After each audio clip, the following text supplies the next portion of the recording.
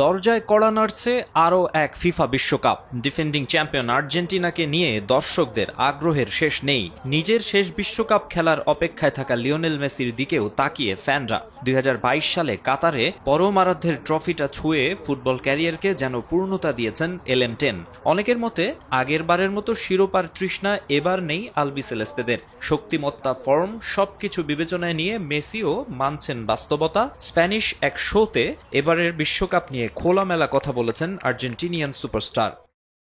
আমাদের মেনে নিতে হবে যে এই বিশ্বকাপে আমাদের চেয়ে ছন্দে থাকা দল আছে। ফ্রান্সে অনেক ভালো ফুটবলার আছে, তারা খুবই শক্তিশালী। স্পেনও দারুণ দল। ব্রাজিল হয়তো সেরা ছন্দে নেই, কিন্তু তারা সবসময় ফেভারিট। জার্মানি, ইংল্যান্ড ও পর্তুগাল দলও বেশ ভালো। আবার প্রতি আসরে কোনো না কোনো দল চমক দেয়। আশা করব সেটা আমাদের বিপক্ষে হবে না।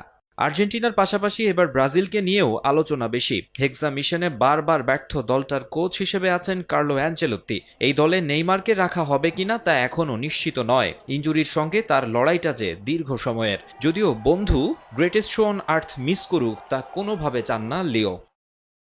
নেইমারের ব্যাপারে আমি একেবারে নিশ্চিত করে বলতে পারছি না। সে আমার বন্ধু, অবশ্যই চাইবো সে বিশ্বকাপে খেলুক। বিশ্বকাপে আমরা সবসময় সেরা খেলোয়াড়দের দেখতে চাই, আর সে সেরাদের একজন।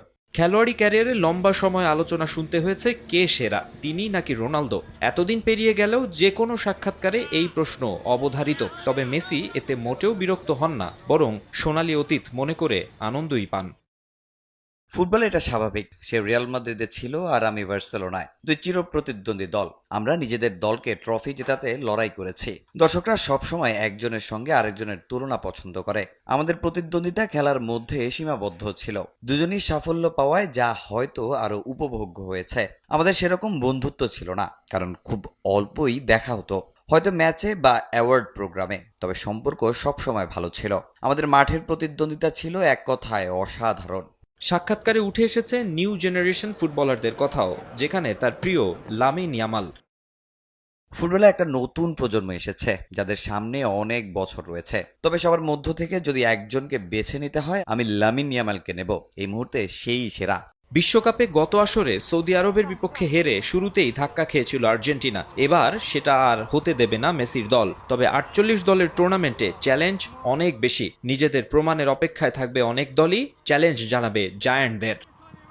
মাকসুম আলম খান, সময় সংবাদ।